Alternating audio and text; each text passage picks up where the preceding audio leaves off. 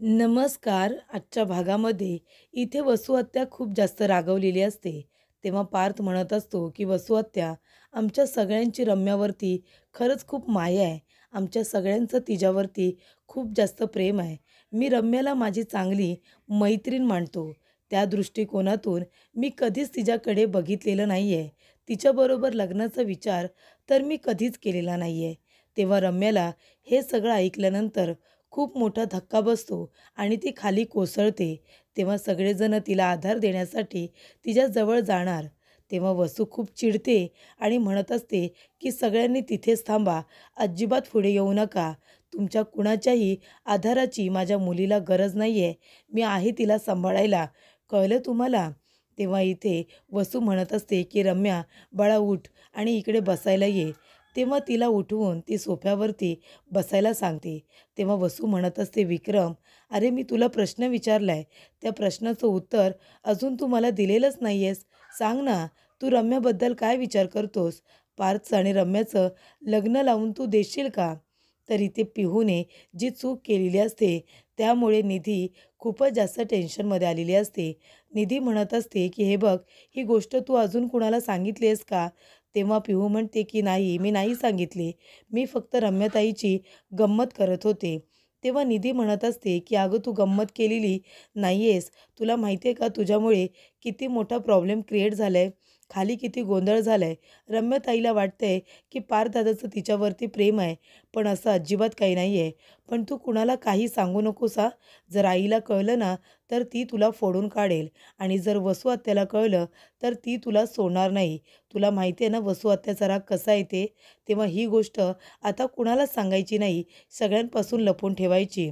आणि हे बघ, रडत-रडत पिहू खाली जाऊ नकोस, नाहीतर सगळे तुला विचारतील काय झालं म्हणून आणि मग तू रडत सगळ्यांना सत्य सांगून टाकशील आणि मग सगळे तुझ्यावरती रागवतील. तेव्हा आता सध्या तरी हे तू कुणालाही सांगायचं नाही." असं निधी आता पिहूला सांगत असते. तर इथे वसू आत्या म्हणत असतात, की "अच्छा, म्हणजे आता तुम्ही दोघेजणं माझ्या मुलीला तुमची सून करायला तयार नाहीत. काही कमी काय आहे माझ्या मुलीमध्ये? अरे, आपल्या घराण्याला शोभेल अशीच तर आहे ना. तुमची इच्छा अशी आहे का? म्हणजे बाकीचे आई-वडील जसे हात जोडतात, विनंती करतात, की माझ्या मुलीला तुमच्या घरची सून करून घ्या म्हणून. बरं ठीक आहे, तुमची जर तशी इच्छा असेल ना, तर मी तसंसुद्धा करायला तयार आहे. हे बघा, मी तुमच्यासमोर हात जोडते, कारण माझ्या मुलीला वडील नाही आहेत, म्हणून हे कामसुद्धा मीच करते. मी विनंती करते तुला विक्रम, माझ्या मुलीचं आणि पार्थचं लग्न लावून दे. पार्थची आणि रम्याची जोडीसुद्धा खूप छान वाटेल. ते दोघंजणं लहानपणापासून किती सिमिलर आहेत.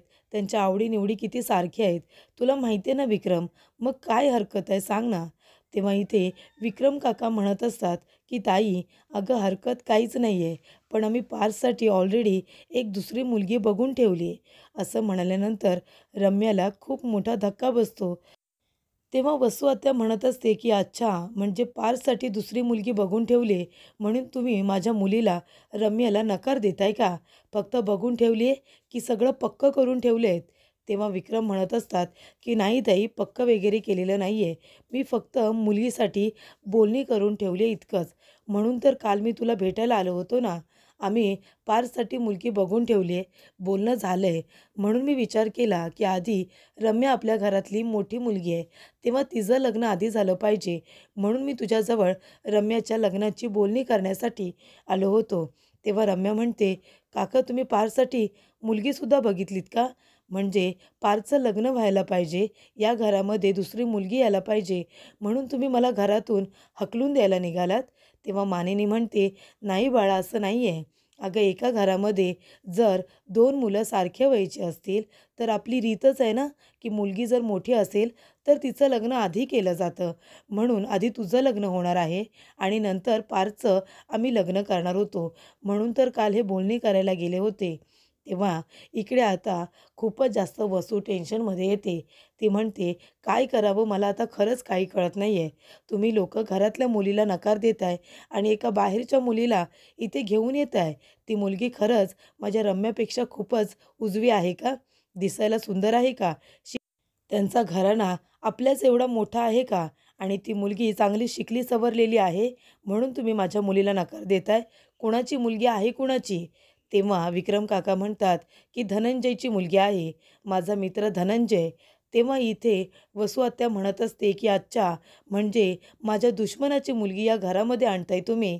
अशा माणसाची मुलगी आणताय ज्याने रम्याच्या वडिलांचा खून केला आणि त्यांच्या मृत्यूला तो जबाबदार आहे. अशा गुन्हेगाराची मुलगी तुम्ही घरामध्ये घेऊन येताय. माझ्या रम्याच्या तोडीस तोड नसलेली मुलगी तुम्ही या घरामध्ये आणणार आहात. तेव्हा विक्रम काका म्हणतात, ताई तुला सुद्धा चांगलंच माहिती आहे असं काही नाही आहे. तेव्हा वसू म्हणत असते, हे सगळं तुझ्या डोक्यामध्ये मानिनीने भरलं असेल ना, कारण तिला आम्ही दोघीजणी या घरामध्ये राहतो ते आवडत नाही ना, म्हणूनच तिने हे सगळं तुला सांगितलं आहे, बरोबर की नाही? तेव्हा विक्रम काका म्हणतात, असं काही नाही आहे ताई. हे बघ तू उगाच धनंजयवरती असे आरोप करू नकोस की तो गुन्हेगार आहे. कोर्टामध्ये सुद्धा काय निकाल दिला होता की या सगळ्यामध्ये धनंजयची काही चुकी नाही आहे. कोर्टाने सुद्धा त्याला निर्दोष साबित केलं होतं ना. म्हणून मी म्हणतोय ताई, त्याची काही चुकी नसताना त्या निरपराधी माणसाच्या डोक्यावरती असा आरोपी असल्याचा कलंक लावू नकोस. मी खरं सांगतोय, या सगळ्यामध्ये त्याने सुदर्शनचा जीव वाचवण्याचा प्रयत्नच केला होता. जर सुदर्शनने धनंजयचं त्यावेळेला ऐकलं असतं, तर तो आता आपल्यामध्ये असता. तो जीव वाचवण्यासाठी किती प्रयत्न करत होता. मला माहिती आहे, मी बघितलंय ना. मी खोटं का बोलेन? तेव्हा वसू आत्या म्हणत असते, जाऊ दे रे, तू काहीही बोल. तुमच्या दोघांनी आता निर्णय घेतलेलाच आहे. माझ्या मुलीला नकार देऊन त्या धनंजयच्या मुलीबरोबर तुम्ही लग्न ठरवले का पारचं? पण काहीही झालं ना, तरीसुद्धा धनंजयची मुलगी या घरामध्ये सून म्हणून येणार नाही. आणि तुमचा निर्णय काही असू दे, पण रम्याच्या गळ्यामध्ये पार्थ मंगळसूत्र घालणार. मी अजिबात रम्याशिवाय दुसऱ्या कुठल्याच मुलीला या घरामध्ये सून म्हणून येऊ देणार नाही. स्वस्थ बसणार नाही आहे मी. तुम्हाला काय वाटलं सहजरित्या हे सगळं मी विसरून जाईन आणि गप्प बसेन का? ते शक्य नाही आहे. मी माझ्या मुलीला न्याय मिळवून देणार म्हणजे देणार. वसू म्हणत असते, चल रम्या, आता रूममध्ये चल. काही झालं तरीसुद्धा हे लग्न मी होऊ देणार नाही. त्यानंतरला नंदिनी खूप छान तयार झालेली असते. तेव्हा काव्य आणि आरोही दोघीजणी तिला चिडवायला येतात. दोघीजणी गाणं म्हणत असतात, गोड गोजिरी लाल लाजरी ताई तू होणार नवरी. हे गाणं म्हणाल्यानंतर त्या दोघीजणी तिला मिठी मारतात आणि म्हणतात, अरे वा, खूप छान दिसतेस तू ताई. आणि तुला माहिती आहे का, आईने सांगितलंय की तू छान तयार हो म्हणून. तुझे आहो आता येणार आहेत ना तुला बघायला. तुझ्या होकाराची आता फक्त वाट बघणार आहेत. त्यांची विकेट तर ऑलरेडी गेली. आता सगळं पक्कं होणार. तेव्हा इथे नंदिनी म्हणत असते, काय तुमच्या दोघींचं? तुम्हाला माहिती आहे ना, आज फक्त बघायला येत आहेत ते. तेव्हा इकडे काव्या म्हणते, आज बघायला नाही तर आज पक्कं होणार आहे. तुझा होकार गेला की सगळं काही शिक्कामोर्तब होणार आहे. तेव्हा इकडे आरोही म्हणत असते, ताई ऐकलंस का? त्या लोकांनी जर तुला बघितल्यानंतर नकार वगैरे दिला ना, मग ती लोकं आहेत आणि मग मी आहे. चांगलं सोडणार नाही मी त्यांना. तेव्हा नंदिनी म्हणते, ही काय तुमच्या दोघींची जबरदस्ती आहे? तेव्हा नंदिनी म्हणत असते, बरं ते सगळं जाऊ दे. आईने तुला छान तयार व्हायला सांगितले. तुझे आहो 1 तासाभरात आता येतीलच. त्याच्यामुळे तुझ्या आहोंना तू आवडेल अशीच तयार व्हायला हवी आहेस. बरोबर की नाही? तेव्हा काव्य म्हणत असते, नंदिनीताई तुझ्या आहोंना एवढी इज्जत पुरी आहे ना, की अजून काही आहो-जाहो बोलू? नाही, म्हणजे कसं आहे हल्ली तुला आहो-जाहो केलेलं जास्त आवडतं ना, अरे-तुरे नाही, म्हणून म्हणत होते. तेव्हा इकडे आता काव्य म्हणत असते, की चला आता तुझे आहो येणार आहेत, तू त्यांच्यासाठी तयार होतेस, मग आता आम्हाला काही जास्त मान मिळणार नाही आहे, जास्त व्हॅल्यू नाही आहे. तेव्हा नंदिनी म्हणते, तुम्ही दोघीजणी जास्त बोलताय आता, अजिबात जास्त काही बोलू नका, खाली जा मदत करा. काव्या म्हणते, की बघा बघा, म्हणजे आपल्याला आता दाखवते की हिला काहीच फरक पडत नाही आहे. पण आता हिचे आहो हिला बघायला येणार आहेत ना, तर मनामध्ये काय काय होत असेल हे ताईचं ताईलाच माहिती. हो की नाही ताई? तेव्हा नंदिनी आता इथे राग सोडते आणि आपल्या दोन्ही बहिणींना जवळ घेते, त्यांना मिठी मारते. त्यानंतरला काव्य, आरोही आणि नंदिनी तिघीही खूप जास्त खुश असतात. कारण नंदिनीला हवा तसा लाईफ पार्टनर मिळत असतो, तो सुद्धा पार्थच्या रूपामध्ये. पण इथे पार्थ खूप जास्त चिडलेला असतो. त्याला रम्याबद्दल काही माहितीच नसतं की तिच्या मनामध्ये असं काहीतरी असेल. तेव्हा पार्थ म्हणतो की रम्या म्हणते तिने मला लेटर लिहिलं होतं, त्याच्यामध्ये मी तिला उत्तर लिहिले म्हणून. पण मला तर असं लेटर मिळालेलंच नाही आहे. आणि ती म्हणाली स्कार्फ, स्कार्फ दिला होता तिने. कुठे आहे तो स्कार्फ? तो प्रत्येक ड्रॉवरमध्ये, कपाटामध्ये तो आता स्कार्फ शोधण्याचा प्रयत्न करत असतो. तेव्हा तो स्कार्फ त्याला भेटतो एका टेबलवरती. तेव्हा तो म्हणतो, की रम्याने एवढं काही मनामध्ये साठवून ठेवलं होतं, असं कधी वाटलंच नाही आणि जर तसं होतं, तर आधी तरी सांगायचं होतं ना, मी गोष्टी क्लिअर केल्या असत्या. आणि तो म्हणतो, की आजच हे सगळं बोलायचं होतं तिने. आज आम्हाला नंदिनीच्या घरी जायचं आहे. नंदिनीच्या घरच्या लोकांना जर याची चाहूल लागली, त्यांना जर हे सगळं कळलं, तर ते लोकं माझ्याबद्दल काय विचार करतील? नंदिनी माझ्याबद्दल काय विचार करेल? तेव्हा इथे स्कार्फ दिलेला असतो. तो रम्याने एका बाजूला ठेवलेला असतो. तेव्हा त्याच्यामध्ये जो स्कार्फ असतो तो काढून पार्थ बघत असतो. त्याच्यावरती रम्या आणि पार्थ असं नावसुद्धा तयार केलेलं असतं. तेव्हा पार्थ म्हणतो, की रम्याने स्कार्फ दिलाय, ती खरं बोलते आहे का? की खोटं बोलते? नाही, पण स्कार्फ तर खरोखर दिलाय आणि ते लेटर? लेटर कुठे आहे मग? त्याच्यावरती मी होकार दिलाय. मला असं वाटतंय, की रम्या जे काही बोलते ते खरं आहे ना, की सगळंच्या सगळं खोटं आहे? तर इथे मानिनी म्हणत असते, की एवढं सगळं घडलं ना, मला याची अपेक्षा होतीच. म्हणून मी तुम्हाला म्हणत होते, की तुम्ही सगळं काही वसुताईंसमोर आधीच क्लिअर करा म्हणून. तेव्हा विक्रम काका म्हणतात, "अगं मानेने, मी काल बोलायलाच गेलो होतो ना. आपल्या मुलाचं लग्न ठरलंय म्हणून मी तिला असं म्हणालो, की तू रम्याच्या लग्नाचा विचार कर. तिचंसुद्धा लग्न लवकरात लवकर झालं पाहिजे म्हणून." तेव्हा इथे मानिनी म्हणत असते, "अहो, पण रम्याच्या मनामध्ये हे सगळं होतं, तर तिने आधी जरा सांगायचं तरी ना." तेव्हा विक्रम काका म्हणतात, "आणि वसू हत्याचं काय म्हणणं आहे बघितलंस का तू? म्हणजे धनंजयने जो गुन्हा केलेलाच नाही आहे, त्यासाठी तिने त्याला आरोपी ठरवले. त्याने आणि त्याच्यामुळे सुदर्शन गेलाय, असं तिचं म्हणणं आहे. ही अळी तिने अजून मनामध्ये बांधून ठेवली. त्यामुळे काय आपण नंदिनीचं आणि पार्थचं ठरलेलं लग्न मोडायचं का? हे किती चुकीचं आहे. आणि इथे रम्याचं काय मध्येच? तिच्या जर असं काही मनात होतं, तर आधी क्लिअर करायच्या ना गोष्टी." तेव्हा रम्या आता रडत बसलेली असते. विक्रम काका आणि मानेने यांना हे लग्न मान्य नसतं. त्यांना रम्याबद्दल वाईट वाटत असतं, कारण ती घरातलीच मुलगी आहे. त्याच्यामुळे ती दुखावली गेली ही गोष्ट त्यांनासुद्धा आवडत नसते. पण म्हणून आता तिच्यासाठी ठरलेलं लग्न कसं काय मोडायचं? आणि त्याच्यामध्ये पार्थला रम्या अजिबात आवडत नसते. तेव्हा वसू येते, रम्याला गप्प करत असते. रम्या म्हणत असते, की "आई, तू बघितलंस ना, पार्थ कसा बोलला? पार्थच्या मनामध्ये माझ्याबद्दल काहीच नाही आहे. तो माझ्यावरती प्रेम नाही करत. आता मी काय करू तू सांग ना?" तेव्हा वसू म्हणत असते, की "असं काही होणार नाही आहे. तुझी आई आहे ना, मी अजिबात दुसऱ्या कुठल्याही मुलीला या घरामध्ये येऊ देणार नाही.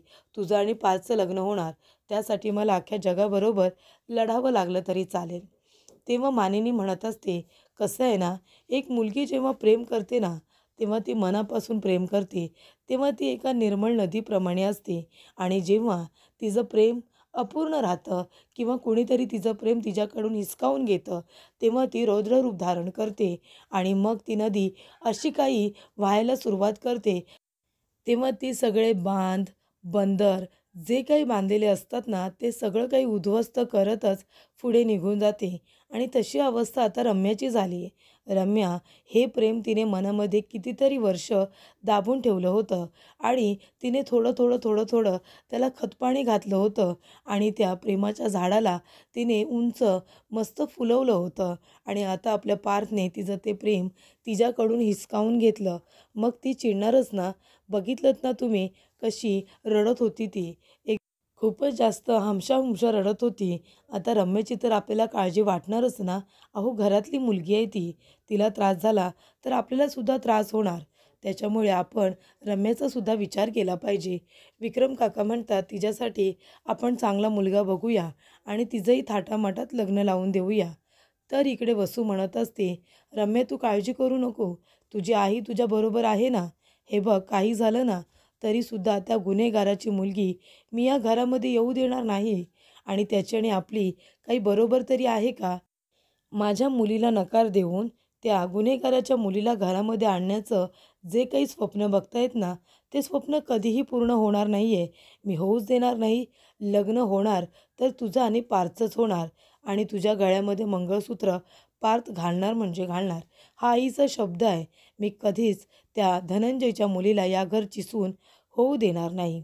तर पुढील भागामध्ये आपण बघूया. इथे रम्या खूप जास्त रडत बसलेली असते. वसू म्हणत असते, की "रम्या, काय झालं? बाळा, का रडतेस तू?"